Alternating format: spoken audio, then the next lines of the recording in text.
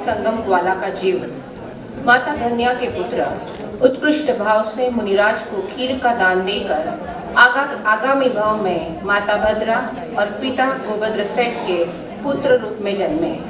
शालीभद्र जी के बहनोई धन्ना जी उन्हें शालीभद्र जी की बड़ी बहन सुभद्रा के साथ विवाह हुआ। पिता गोभद्र सेठ ने भगवान महावीर स्वामी के पास दीक्षा ली। गोभद्र मुनि आयु पूर्ण करके स्वधर्म देवलोक में देवरूप में जन्मे, जो प्रतिदिन 99 पेटियां वस्त्र, आभूषण और अधिक खाद्य सामग्री बेचते थे। शालीभद्र का वैभव देखने मगध नरेश श्रेणिक राजा आए। माता के मुंह से नाथ शब्द सुनकर अनाथता का भान हुआ और दीक्षा के भाव जागे। रोज एक पत्नी का त्याग कर रहे थे। बहनोई धन्ना जी ने आकर उन्हें जागरूक किया और एक साथ सभी पत्नियों का त्याग कर धन्ना जी और शालीभद्र ने दीक्षा ली। प्रस्तुति धन्ना शालीभद्र नाटिका, नंदुरबार जेपीपी महिला फाउंडेशन। सभा में उपस्थित सभी आदरणीयों को सादर जय जिनेंद्र। हम जेपीपी महिला फाउंडेशन नंदुरबार की ओर से आप सभी को हार्दिक धन्यवाद देते हैं कि हमें जैन इतिहास की त्रिकालजयी रचना बड़ी साधु वंदना पर प्रस्तुति करने का अवसर मिला, जिसमें अतीत, वर्तमान, अनागत की 24 में हुए होने वाले सभी वितराग जिनेश्वर तथा गंधर्वों की वंदना एवं स्तुति की गई है। हृदय में जिनके जिनवानी का सरोवर भरा था, एक ही व्याख्यान में संयम जिन्होंने ग्रहण किया था, कुशाग्र बुद्धि एवं श्रुत भक्ति का परिचय उनका अनोखा था, ऐसे विरल विभूति शासन श्रृंगार संत शिरोमणि आचार्य श्री जयमल जी महाराज को कोटि कोटि वंदना हमारी है। बड़ी साधु वंदना इस भाव विभोर रचना में 24 तीर्थंकरों, 20 विहरमान, 24 तीर्थंकरों के 1452 गंधर्वों, 16 सतिया तथा अनेक श्रमण श्रमणियों का स्मरण किया गया है। यह रचना संपूर्ण स्थानकवासी समाज में बहुत ही ऊंचे स्थान पर है। आज इसी रचना की गाथा नंबर 90, जिसमें धन्ना जी और उनके बहनोई शालीभद्र जी के संसार विरक्ति का उल्लेख किया गया है, वह गाथा प्रस्तुत करने पधार रही है।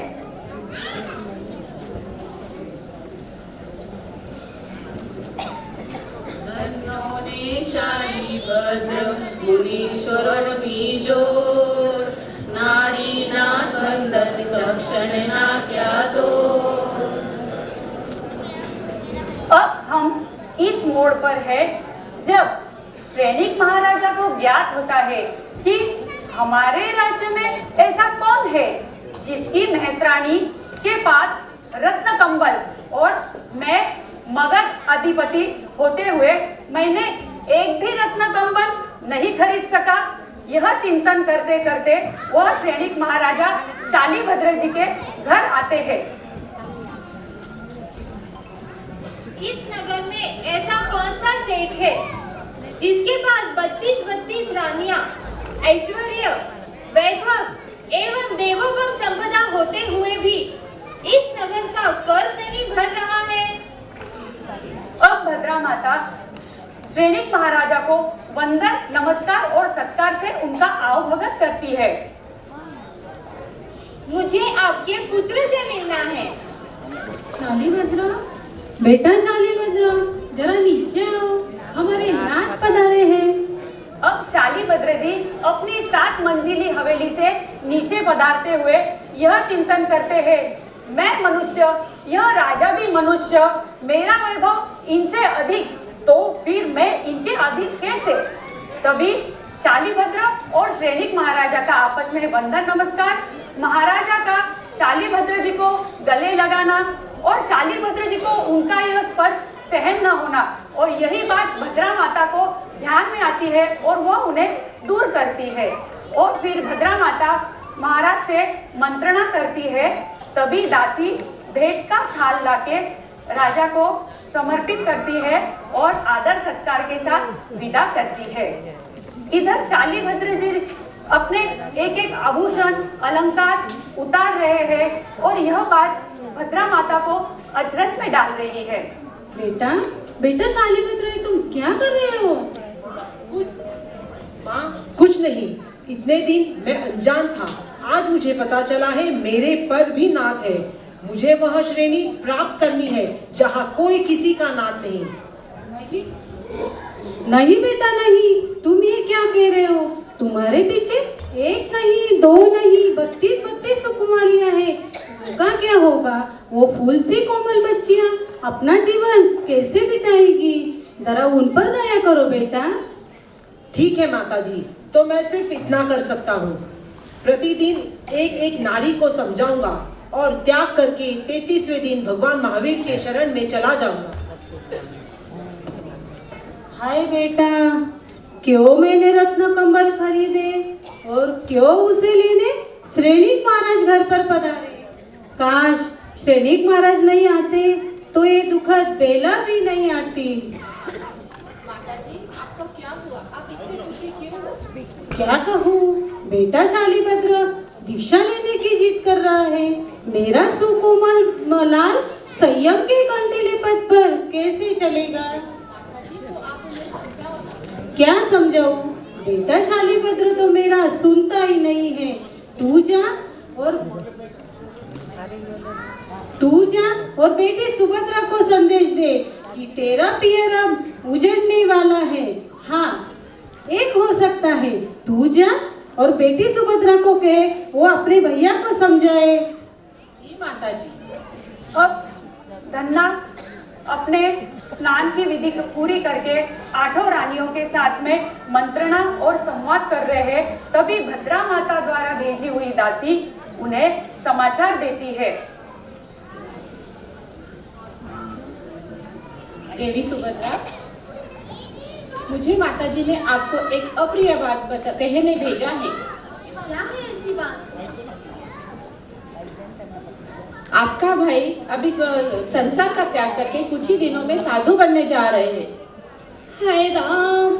अब यह बात सुन के सुभद्रा के दिल पे आघात पहुंचता है और उसकी नैनों से गर्म आंसुओं की धार धन्ना जी के पीठ पर गिरती है और धन्ना जी को एहसास होता है कि सुभद्रा को तो कुछ दुखद बात ध्यान में आई है।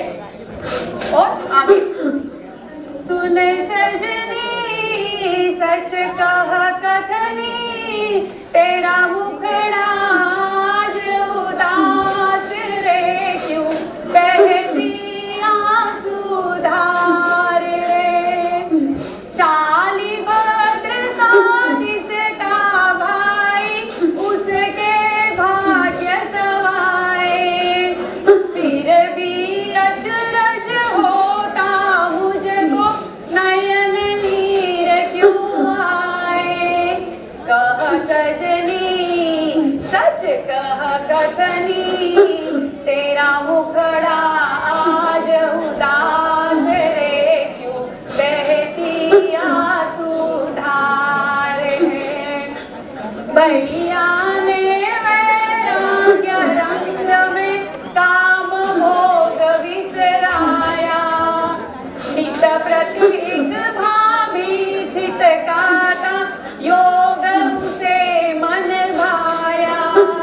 समझाया पर समझ न पाया, सुन स्वामी आज उदास यूं यह बहती आंसू धार है।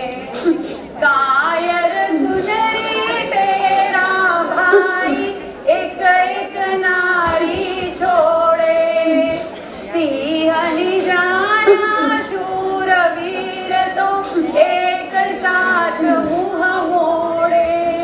जो करना धीरे करना है अब लारी तरे, यह पुरुषों की रीत नहीं।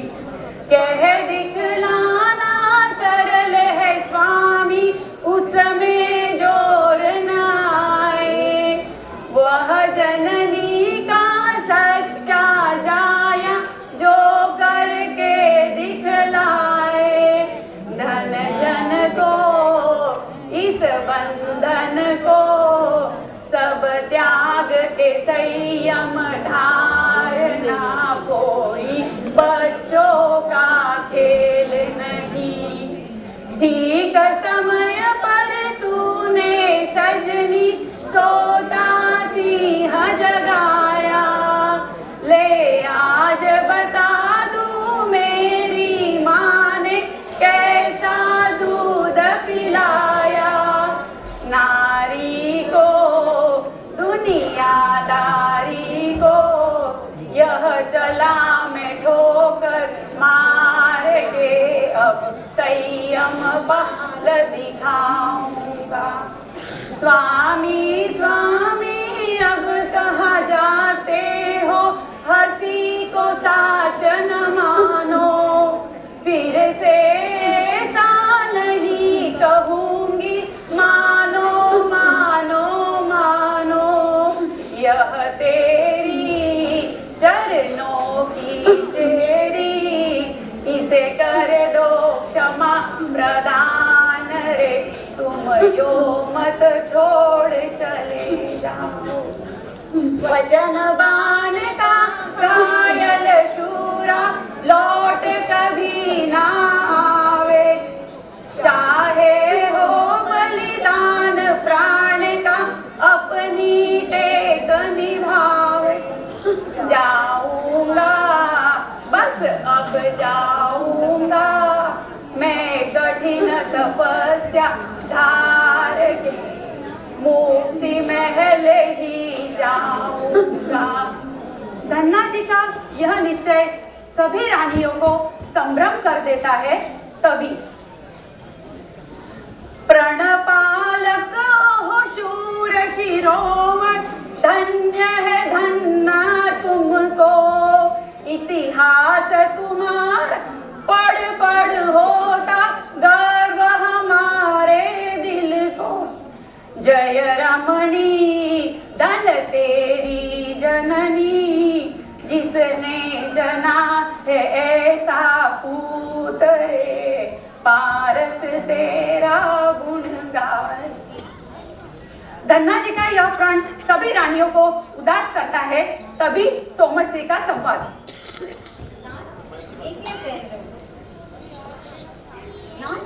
ये क्या कह रहे? कुछ तो सोचो। भाई के वियोग के कारण सुभद्रा जी दुखी है, इस कारण कटु शब्द कह भी दिए, इतनी नाराज है। खैर अब तो इन्होंने क्षमा भी मांग ली है, फिर तो नाराजी छोड़ो स्वामी। सोमश्री, तुम ये कैसे बातें कर रहे हो? तुम कैसे बातें कर रहे हो?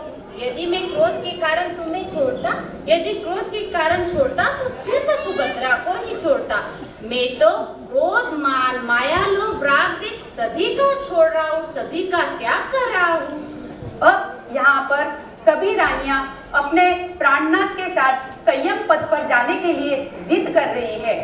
हे प्राणनाथ, आप संयम पथ पर जा रहे हो। हम अब की सब धर्म पत्नियां हैं। इस अनुपम त्याग को देखकर हम भी आपके साथ संयम मार्ग में चलेंगे। अब धन्ना जी इन सभी को दूर करके, इनका मोह दूर करके शालीभद्र जी के घर पधारते हैं। वहाँ पर भद्रा माता अपने मन में यह चिंतन कर रही कि अब मेरा बेटा भी संयम पथ पर आगे बढ़ने वाला है। मेरे परिवार का क्या होगा? हाय राम, कैसे रहेंगे?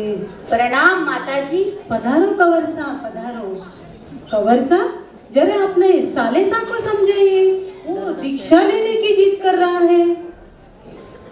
क्या माताजी, वो क्या दीक्षा लेगा। समझाऊं मैं? आपका बेटा ही नहीं, आपकी बेटी और जमाई भी दीक्षा ले रहे हैं। जय जिनेंद्र। जय